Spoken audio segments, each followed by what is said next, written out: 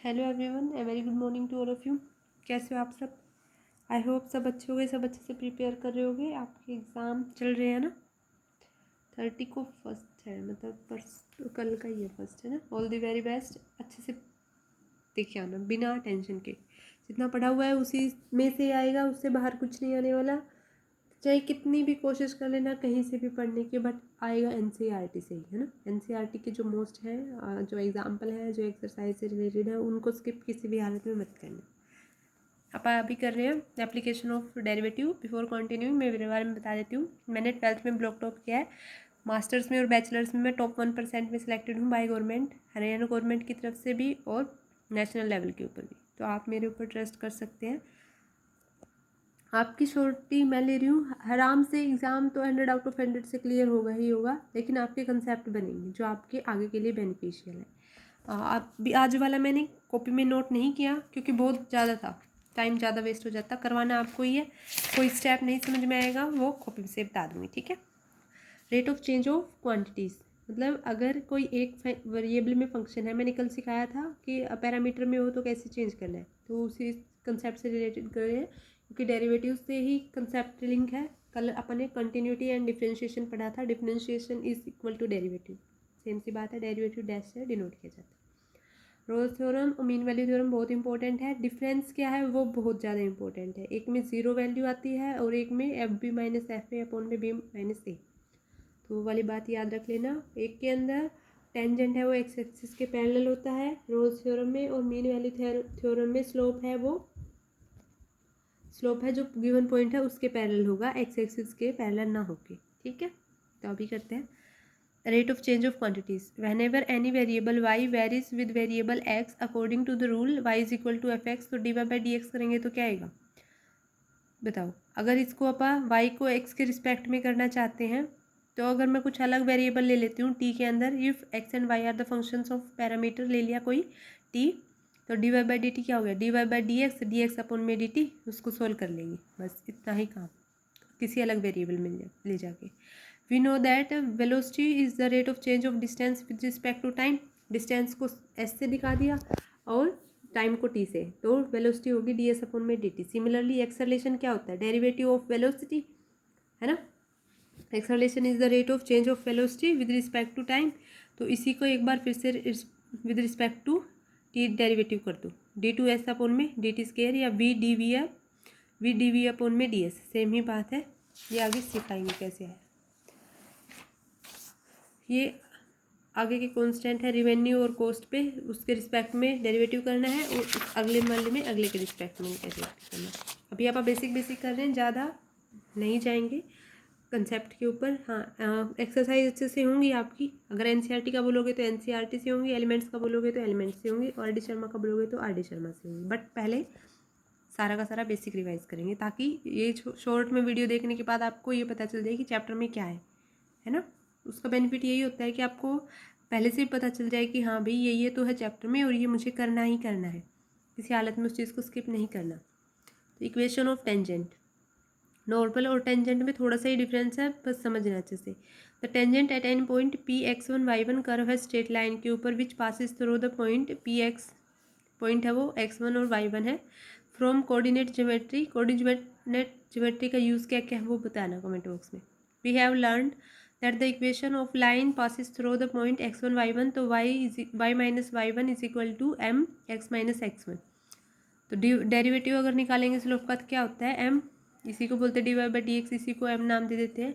तो equation of tangent बन जाएगी Y minus Y one is equal to M, या फिर D Y by D X at X one Y one X minus X one. देखो क्या किया, कोई टेंजेंट, कोई कर्व थी उसके ऊपर टेंजेंट ड्रॉ कर लिया P X one Y one. अब किसी पॉइंट से पास हो रही होगी तो उसको जो पहले वाला पॉइंट था उसको नाम दे दिया एक्स और वाई, तो Y minus Y one is equal to X minus X one और इंटू एम, एम है वो स्लोप हो गया, या फिर उसको बोल देते हैं क्या?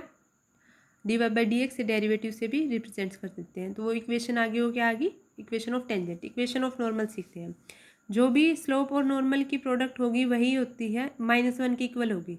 तो मतलब जो भी अपने पास टेंजेंट की आ जाए उसके बाद सिंपल आप स्लोप बता सकते हैं इजीली, है ना? देखो we know that the normal line to a curve at the point is a straight line which is perpendicular to the tangent line. मतलब एक कर्व के ऊपर टेंजेंट क्या होता है, बताना टेंजेंट कैसे ड्रॉ किए जाते हैं. सर्कल के ऊपर टेंजेंट कितने डिफाइन हो सकते हैं, सब कुछ अच्छे से करवाया हुआ है. कर्व के ऊपर टेंजेंट जो उस एक पॉइंट से पास हो रहा हो तो उसका टेंजेंट होता है. अगर उसी टेंजेंट के परपेंडिकुलर कोई भी है तो वो उसका नॉर्मल होता है. तो अगर स्लोप ऑफ नॉर्मल और स्लोप ऑफ टेंजेंट की प्रोडक्ट की जाती है तो -1 के इक्वल आती है. तो यहाँ से स्लोप ऑफ नॉर्मल यानी नॉर्मल की इक्वेशन में फाइंड आउट कर लेंगे, इज इक्वल टू -1 में slope of tangent. So slope of tangent क्या होता है, dy/dx. उसकी वैल्यू क्या निकाली है अपन ने. तो slope of normal of at P क्या हो गया, -1 में dy/dx एट x1 y1.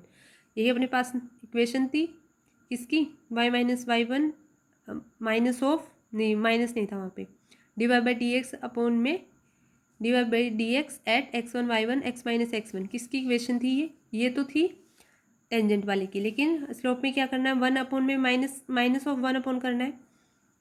तो -1 में dy/dx हो गया.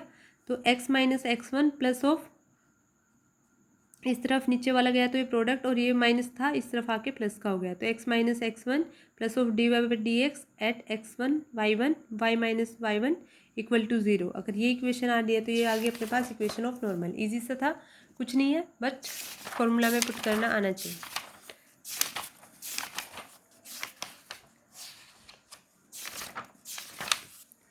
अब है इंक्रीजिंग एंड डिक्रीजिंग फंक्शन. क्या है इंक्रीजिंग फंक्शन में और क्या है डिक्रीजिंग फंक्शन में, सीखते हैं अच्छे से. If y is equal to f(x) is a function. देखो मेन बात तो यही है कि डेरिवेटिव निकाल लो. अगर ग्रेटर देन 0 है तो इंक्रीजिंग फंक्शन है, बट वो स्ट्रिक्टली इंक्रीजिंग में है. अगर डेरिवेटिव नेगेटिव है तो स्ट्रिक्टली डिक्रीजिंग में हो जाएगा. ठीक है, बट सीखते हैं यहाँ पे नॉर्मल डेफिनेशन. लिखने भी तो आ सकती है पेपर में in term of x1 y1, है ना. If y is equal to f(x) is a function of x in the form of open interval a b, and if y increases and x increases in the interval open interval a b से, तो y है उसको क्या बोल देंगे, increasing function of x इसी interval पर. कैसे लिए कि x1 और x2 a और b ओपन इंटरवल से a b से उठा लिए कि x1 छोटा है x2 से, तो इम्प्लाइज कर देंगे अगर फंक्शन लगाया तो वो भी छोटा ही होगा. इसका मतलब है जो फंक्शन है वो स्ट्रिक्टली इंक्रीजिंग है. x1 छोटा हो गया x2 बड़ा हो गया तो मतलब बड़ी वाली चीज़ बाहर आ रही है, इसका मतलब स्ट्रिक्टली इंक्रीजिंग फंक्शन है. ऐसे ही अगर ये वाली चीज़ रेसिप्रोकल में हो जाए, x1 लेस देन x2 था लेकिन f(x1) फंक्शन अप्लाई करने के बाद ये वाली चीज़ बड़ी होगी, तो मतलब ये छोटा था और ये बड़ा हो गया, इसका मतलब वैल्यू डिफर कर गई, तो ये हो गया स्ट्रिक्टली डिक्रीजिंग फंक्शन. सेम बात है आगे एक और है वेरिएबल, वहाँ पे सिर्फ देखो, चलो ये वाले रिमार्क है इंपॉर्टेंट है. फंक्शन को मोनोटोनिक कब बोलेंगे, जब वो इंक्रीजिंग और डिक्रीजिंग होगा. कुछ भी हो सकता है, कोई नहीं कह सकते, लेकिन आइदर इंक्रीजिंग और डिक्रीजिंग. स्ट्रिक्टली इंक्रीजिंग फंक्शन और डिक्रीजिंग फंक्शन ओपन इंटरवल में इंक्रीजिंग और डिक्रीजिंग होगा अगर although every increasing and decreasing functions may not be strictly. मतलब इंक्रीजिंग और डिक्रीजिंग तब बता सकते हैं जब स्ट्रिक्टली का कोई कंसेप्ट ना हो. It is possible that a functions may be either strictly increasing nor strictly decreasing on an even interval. बस ये बना रखे ग्राफ सा, पढ़ लेना ये भाई. एक मुझे आगे करवाना था वो करवा दूँ एक बार. देखो ये रहा जो मेन काम है आपके इस चैप्टर का, इसी से क्वेश्चन बनेंगे. थ्योरम है if condition for monotonicity of functions. If f(x) is a differentiable real function defined on an open interval a b, then f(x) is strictly increasing on a b if f dash derivative है greater than 0 for all x belongs to a b. f(x) is strictly decreasing on a b if f dash x less than 0 for all x belongs to a b.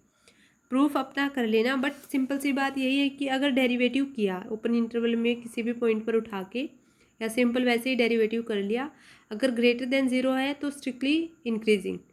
और देखो वहाँ पे सिर्फ था increasing और decreasing, वहाँ पे strictly का कोई भी नहीं था, मतलब स्ट्रिक्टली से वर्ड कोई डिफाइन नहीं था. यहाँ पे है स्ट्रिक्टली इंक्रीजिंग और डिक्रीजिंग. अगर ग्रेटर देन है, डेरिवेटिव निकाला उसी फंक्शन का, तो है strictly increasing, otherwise strictly decreasing. ये वाला रिमार्क बहुत इंपॉर्टेंट है आपके लिए. A function is strictly increasing on an open interval where its derivative is positive and strictly decreasing on an open interval where its derivative is negative. A function is increasing on an open interval where its derivative is non negative and, वही वाली बात है, non negative means positive, non positive means negative. The value of X where F dash X is equal to 0 are called the critical value of the function F X. मतलब उसको critical value बोल देंगे function की अगर वहाँ पे 0 आ जाता है. रोल्स थ्योरम में यही किया था, है ना, उसी कंसेप्ट से रिलेटेड है थोड़ा सा. बस छोटी सी 2 डेफिनेशन और करते हैं, फिर आप करते हैं माइंड अप अपनी क्लास को, ज़्यादा लंबी नहीं करेंगे. मैक्सिमा एंड मिनिमा, एक आगे है local maxima and local minima. इनसे रिलेटेड डेफिनेशन क्लियर होनी चाहिए माइंड में ही. क्यों? क्योंकि क्वेश्चंस आगे तो बनाने हैं ही, है ना. और जितना भी थ्योरेटिकल पार्ट यहाँ से अपना अच्छे से कवर कर लोगे उतनी ही आगे बीएससी मतलब अगर मैथ्स में अपना कैरियर बनाना है तो कोई दिक्कत नहीं होगी. जितना कंसेप्ट एनसीईआरटी क्लियर करती है उतना कोई बुक नहीं करती. यहाँ तक कि यूपीएससी में भी एनसीईआरटी को फॉलो किया जाता है. मतलब नेशनल लेवल की बुक है तो उसके बिना कुछ नहीं है. उसको अच्छे से कर लो, उसके बाद एलिमेंट्स आर डी शर्मा किसी पे जाओ कोई दिक्कत नहीं है. लेकिन उसके अगर कंसेप्ट क्लियर है तो आप कहीं मार खाने वाले नहीं हैं. एफ मैक्सिमा है, डेफिनेशन करते हैं. Function F X is said to be a maximum value. कब होगी?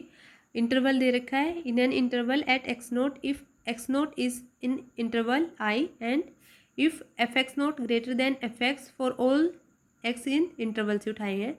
तो the number F X not is called maximum value of F X in interval I and X not is called point of maximum of F X in. देखो क्या काम करना है, कुछ काम नहीं करना. कोई भी पॉइंट ए और बी के ओपन इंटरवल में से उठा रखे हैं और जो किसी भी एक्स नोट पर अगर मैक्सिमम वैल्यू है तो वो उसका है मैक्सिमा.